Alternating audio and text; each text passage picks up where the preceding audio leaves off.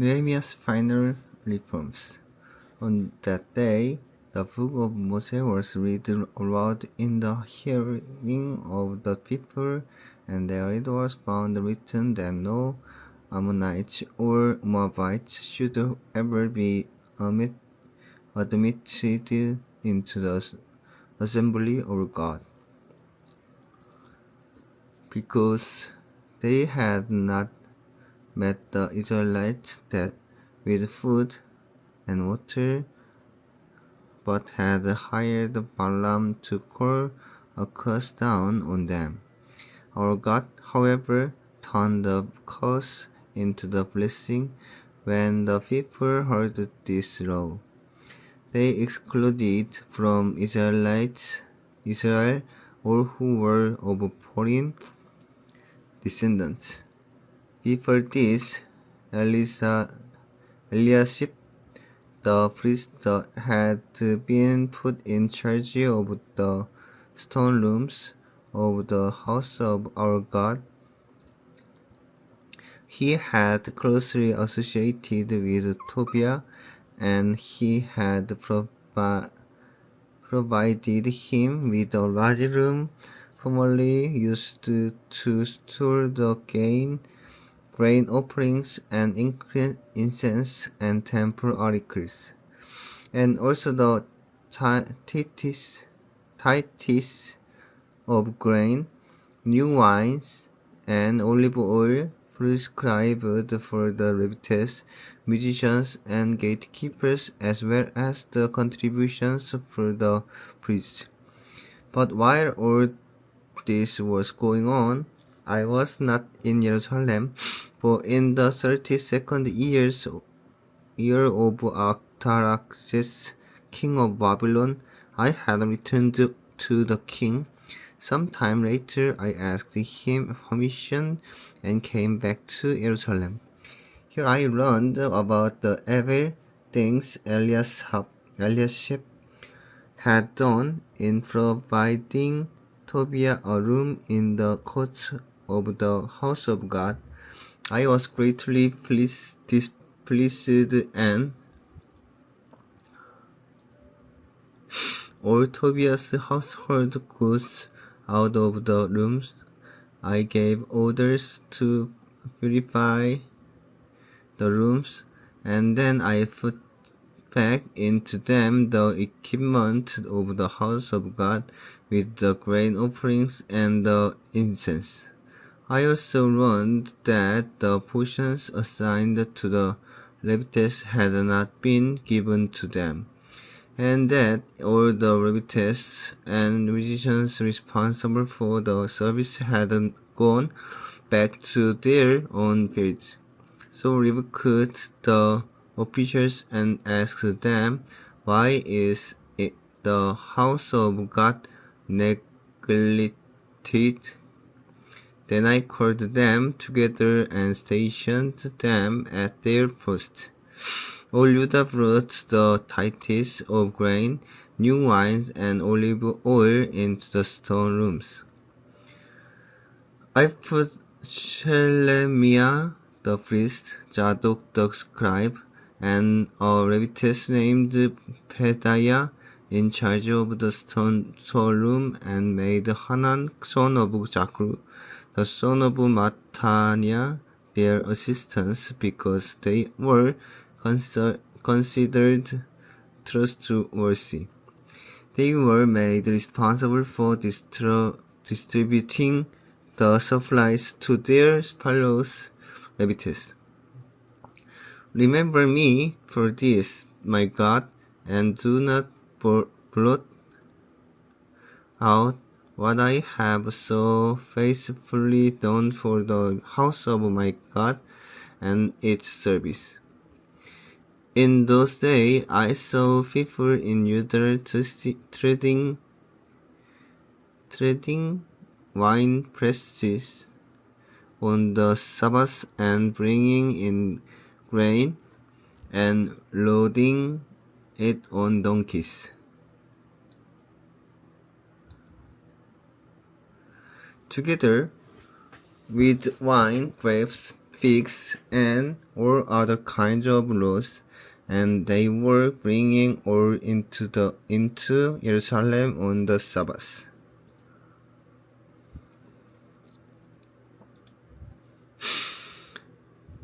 Therefore, I warned them against selling food on that day. People from Tyre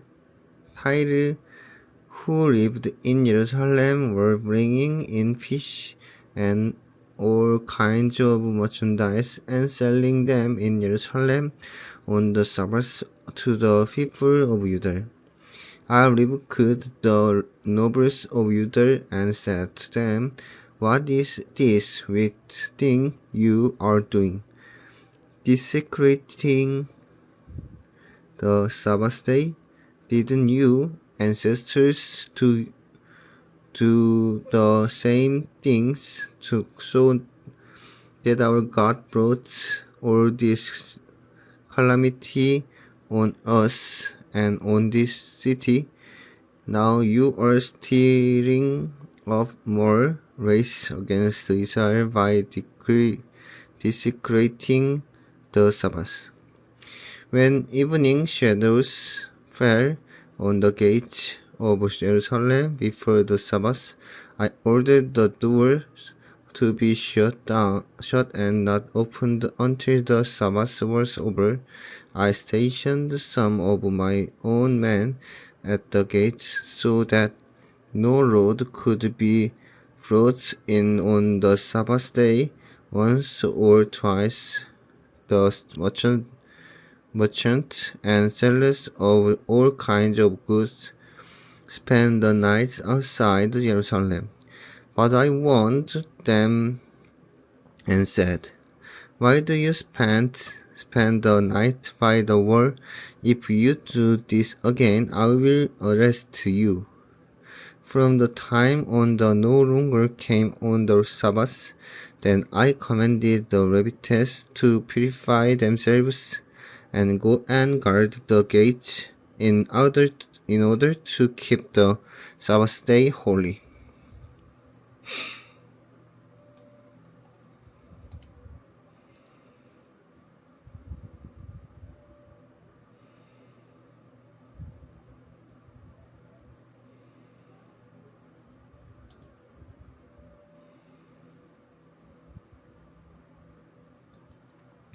Remember me, this also, my God, and show mercy to me according to your great love. Moreover, in those days I saw men of Judah who had married women from Ashdod, Ammon, and Moab. Half of their children spoke the language of Ashdod, or the language of one of the other peoples, and did not know how to speak the language of Judah. I rebuked them and called curse down on them. I beat some of the men and pulled out their hair. I made them take on oath in God's name and said, "You are not to give your daughters in marriage to their sons, nor are you to take their daughters in marriage for your sons or yourselves." Was it not because of marriages like this that Solomon king of Israel sinned? Among the many nations there was no king like him. He was loved by his God, and God made him king over all Israel. But even he was led into sin by foreign women. Must we hear now that you too are doing all this terrible wickedness and are being unfaithful to our God by marrying foreign women? One of the sons of Joiada, son of Eliashib, the high priest, was son-in-law to Sanballat the Horonite, and I drove him away from me. Remember them, my God, because they defeated the priestly office and the covenant of the priesthood and of the Levites. So I purified the priests and the Levites of everything foreign and assigned them duties each to his own task. I also made provision for contribution of wood at designated time and for the first fruits. Remember me with favor, my God.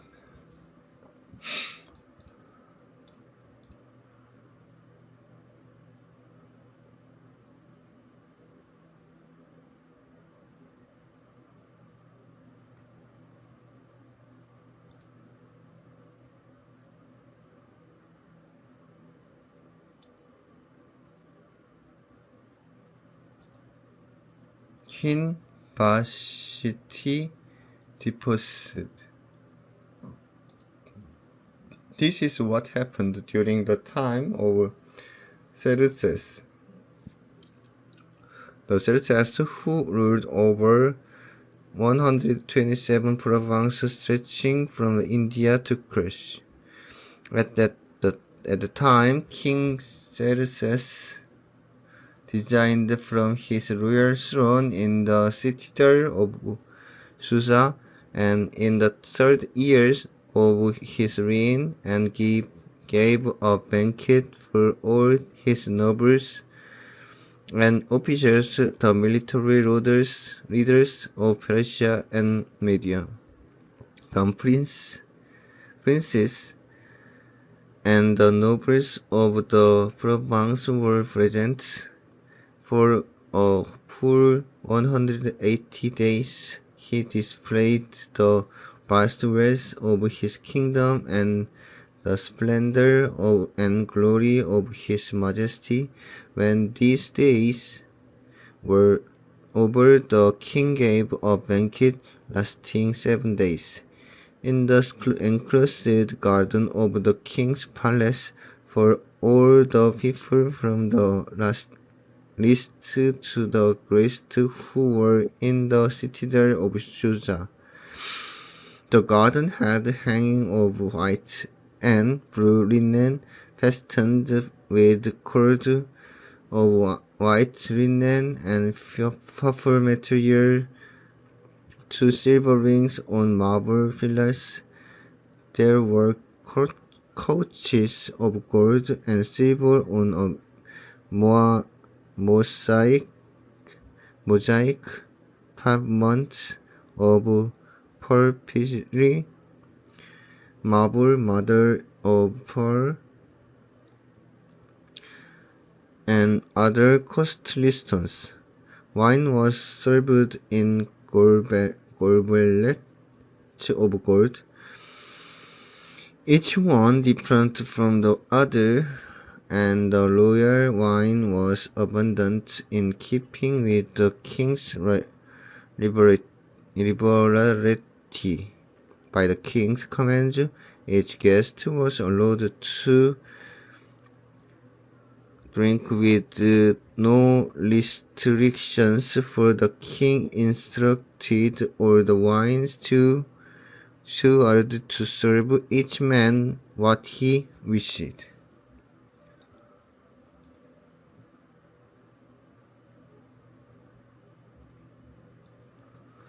Queen Vashti also gave banquet for the women in the royal palace of King Xerxes.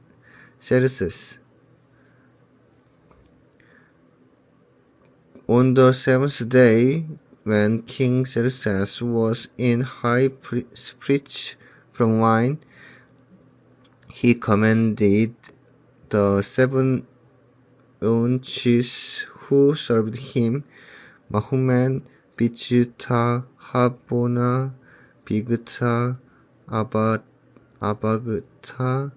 Jetar, the Karkas, to bring before him Queen Vashti, wearing her royal crown, in order to display her beauty to the people and noble, for she was lonely to look at. But when the attendants delivered the king's commands, Queen Vashti refused to come. Then the king became furious and burned with anger. Since it was customary for the king to consult experts in matters of law and justice, he spoke with the wise men who understood the times and were closest to the king: Karshema, Shethar, Admata, Tashi, Tarshish,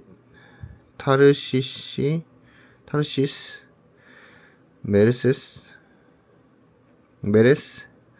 Mashena, and Memucan, the 7 nobles of Persia and Media, who had special access to the king and were highest in the kingdom.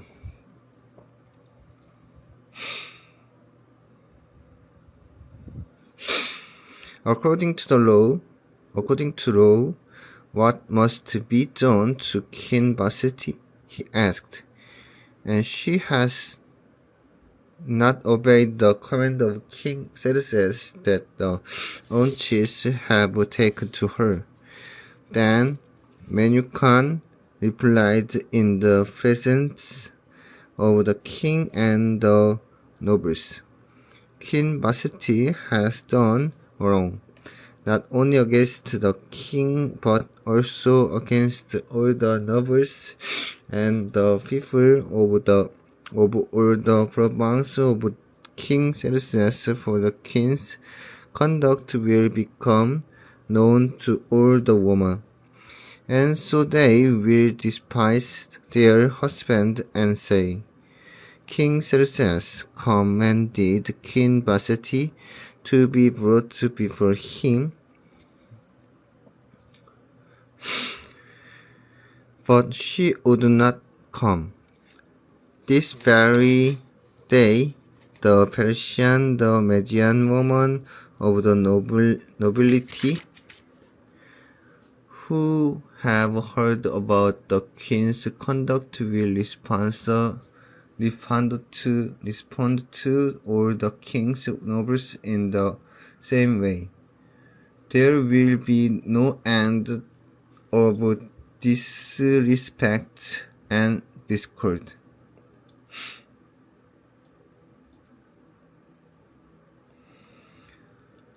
Therefore, if it pleased the king, let him issue a royal decree, and let it be written in the law of Persia and Media, which cannot be repealed. The Vashti is never again to enter the presence of King Xerxes. Also, let the king give her royal position to someone else who is better than she. Then, when the king's edict is proclaimed throughout all his vast realm, all the women will respect the husband from the least to the greatest. The king and his nobles were pleased with his advice, so the king did as Memucan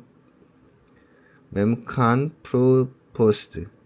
He sent dispatches to all parts of the kingdom, to each province in its own script, and to each people in their own languages, proclaiming that every man should be ruler over his own household using his native tongue.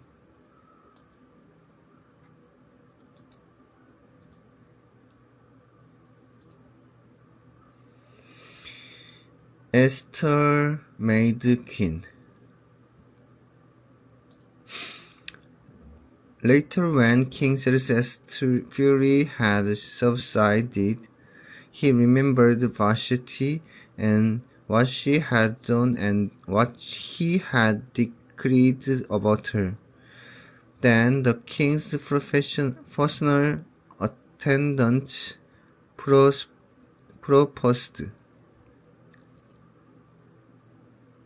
"Let a search be made for a beautiful young virgin for the king. Let the king appoint commissioners in every province of his realm to bring all these beautiful young women into the harem at the citadel of Susa. Let them be placed under the care of Hegai, the king's Anuchi, who is in charge of the woman. Let beauty treatment be given to them. Then let the young woman who pleased the king be queen instead of Vashti." This advice appealed to the king, and he followed it. Now there was the citadel of Susa, a Jew of the tribe of Benjamin, named Mordecai, son of Jair, the son of Shimei, the son of Kish, who of Babylon, among those taken captive with Jehoiachin, king of Judah. Mordecai had a cousin named Hadassah, whom he had brought up because she had neither father nor mother. This young woman, who was also known as Esther, had a lovely figure and was beautiful. Mordecai had taken her as his own daughter when her father and mother died.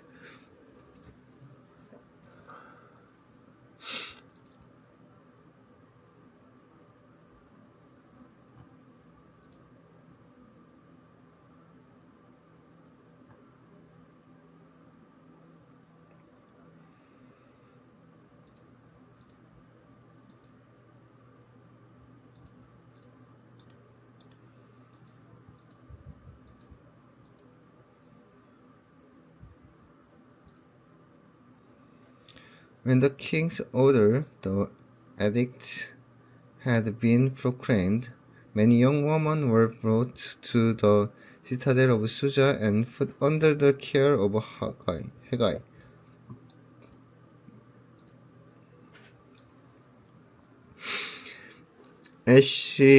Esther also was taken to the king's palace and entrusted to Hegai, who had charge of the harem. She pleased him and won his favor. Immediately he provided her with her beauty treatment from the king's palace and moved her and her attendants into the best place in the harem. Esther had not revealed her nationally and family background because Mordecai had forbidden her to do so. Every day he worked back and forth near the courtyard of the harem to find out how Esther was and what was happening to her.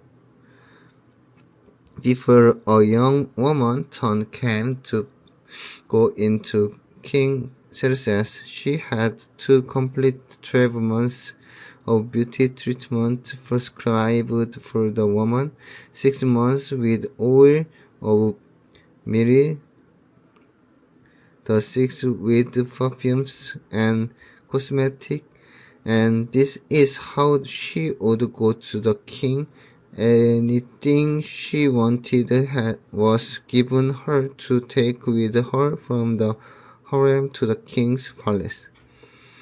In the evening, she would go there and in the morning return to another part of the harem to the care of Shashgaz, the king's aunt, who was in charge of the concubines. She would not return to the king unless he was pleased with her and summoned her by name.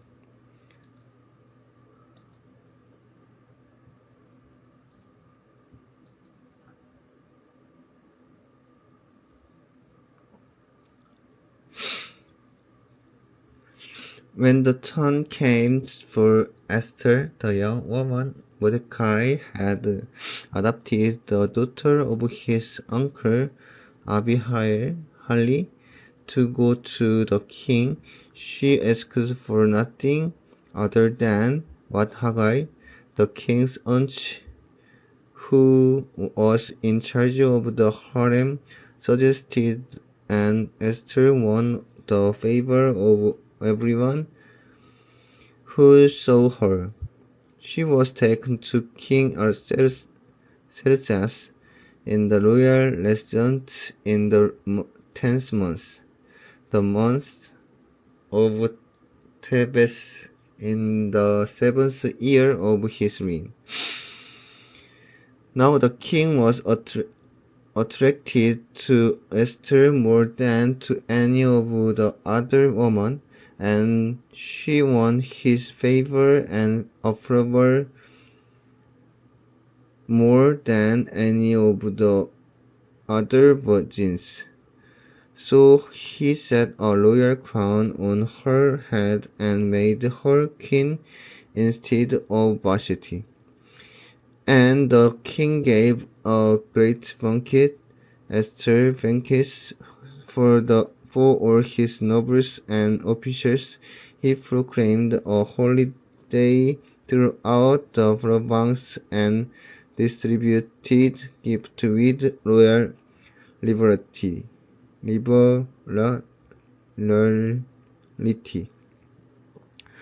Mordecai uncovered a conspiracy.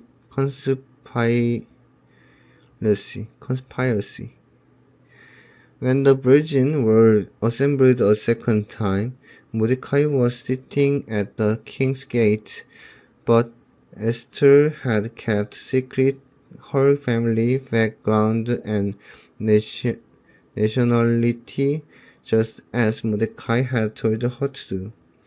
But she continued to follow Mordecai's instruction, she as had done when he was bringing her up.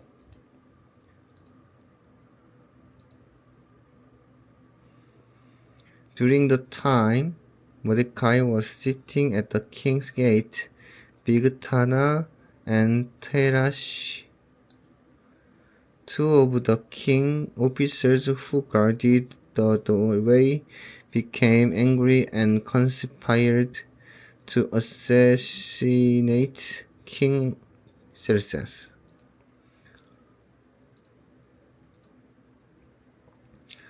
But Mordecai found out about the plot and told Queen Esther, who in turn reported it to the king, giving credit to Mordecai when the report was investigated and found to be true, the two officials were impaled on force.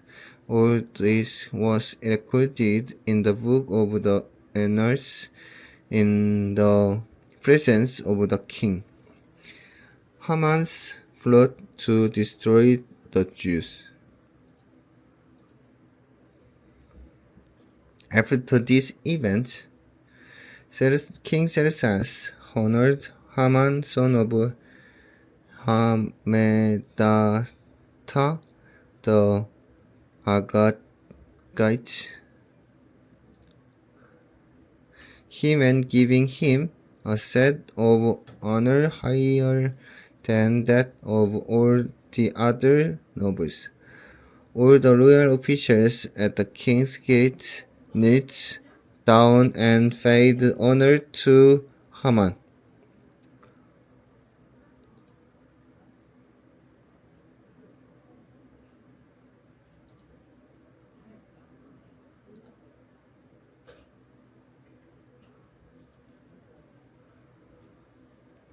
For the king had commanded his concerning him, but Mordecai would not kneel down or pay him honor.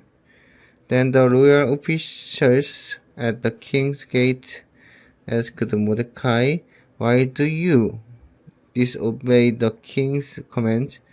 Day after day they spoke to him, but he refused to comply. Therefore that they told Haman about it to see whether Mordecai's behavior would be tolerated, for he had told them he was a Jew.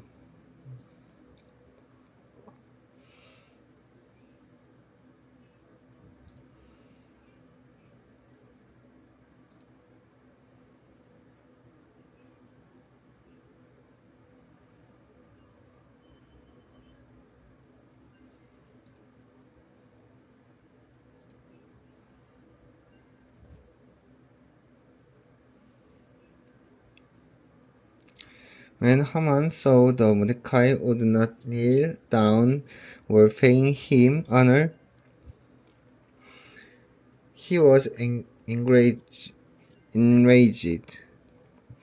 Yet having learned who Mordecai's people were, he scorned the idea of killing only Mordecai. Instead, Haman looked for a way to destroy all Mordecai's people, the Jews, throughout the whole kingdom of Xerxes.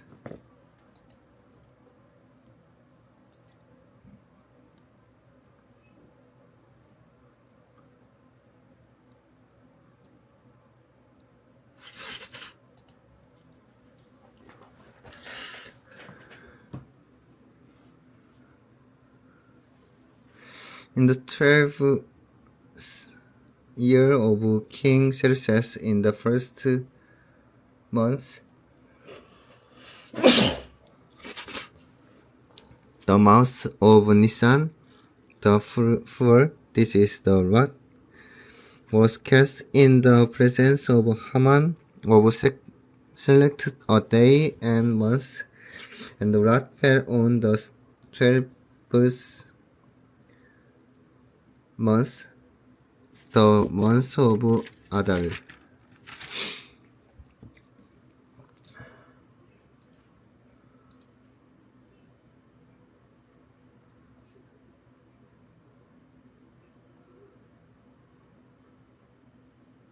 Then Haman said to King Xerxes, "There is a certain people dispersed among the people in all the provinces of your kingdom who keep themselves separate.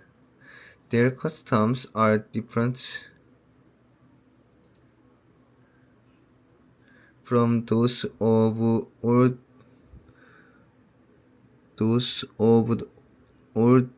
the other people, and they do not obey the king's laws. It is not in the king's best interest to tolerate them. If it pleased the king, let a decree be issued to destroy him, and I will give 10,000 talents of silver to the king's administrators for the royal treasury."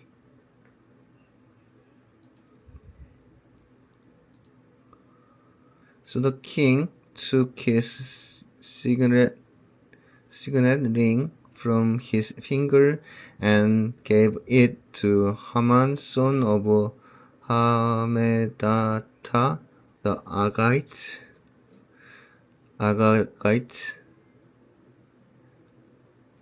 the enemy of the Jew, keep the money, the king said to Haman, and do with the people as you please.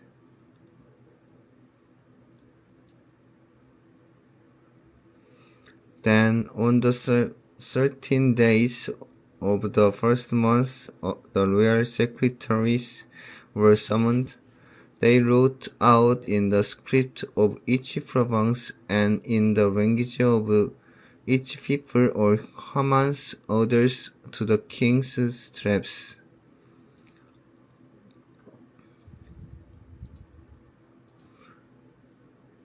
The governor of the various provinces and the nobles on the various peoples, these were written in the name of King Xerxes himself and sealed with his own ring. These patches were sent by couriers to all the king's provinces with the order to destroy, kill, and annihilate all the Jews, young and old, women and children, on a single day, a certain day of the 12th month, the month of Adar, and to plunder their goods. A copy of the text of the edict was to be issued as law in every province and made known to the people of every nationality, so they would be ready for that day.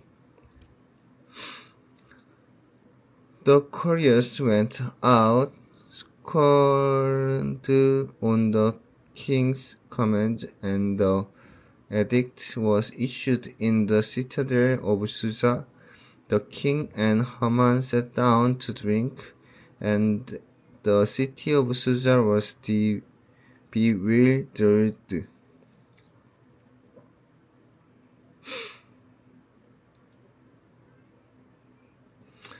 Mordecai persuaded Esther to help. When Mordecai learned of all that had been done, he tore his clothes, put on sackcloth and ashes, and went out into the city, wailing loudly and bitterly. But he went only as far as the king's gate, because no one clothed in sackcloth was allowed to enter it. In every province to which the edicts and order of the king came, there was great mourning among the Jews, with fasting, weeping, and wailing. Many lay in sackcloth and ashes. When Esther's own chiefs and female attendants came and told her about Mordecai, she was in great distress. She sent clothes for him to put on instead of his sackcloth, but he would not accept them. Then Esther summoned Hathach, one of the king's own chiefs, assigned to attend her, and ordered him to find out what was troubling Mordecai and why. So Hathach went out to Mordecai in the open square of the city in front of the king's gate. Mordecai told him everything that had happened to him, including the exact amount of money Haman had promised to pay into the royal treasury for the destruction of the Jews. He also gave him a copy of the text of the edict for that year and annihilations, which had been published in Susa, to show the Esther and explain it to her, and he told him to instruct her to go into the king's presence to beg to mercy and plead with him for her people.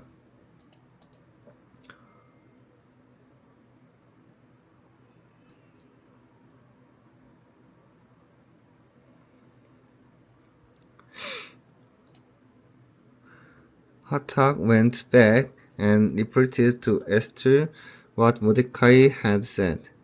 Then she instructed him to say to Mordecai, all the king's officials and the people of the royal province know that for any man or woman who approaches the king in the inner court without being summoned, the king has but in law that they be put to death unless the king extend of the gold scepter to them and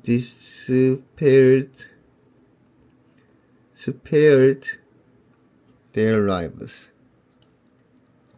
For 30 days have passed since I was called to go to the king. When Esther's words were reported to Mordecai, he sent back this answer to do not think that because you are in the king's house, you alone of all the Jews will escape.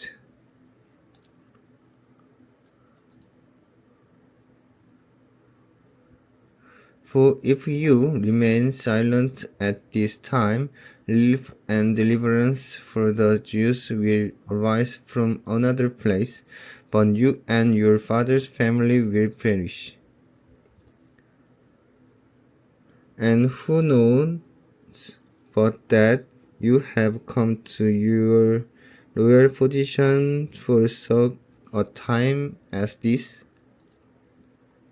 Then Esther sent this reply to Mordecai, go gather together all the Jews who are in Susa, and fast for me, do not eat or drink for these days, night or day. I and my attendants will fast as you do.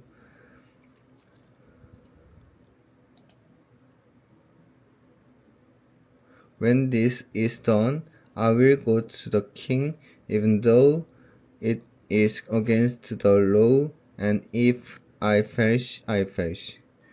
So Mordecai went away, though carried out all of Esther's instructions.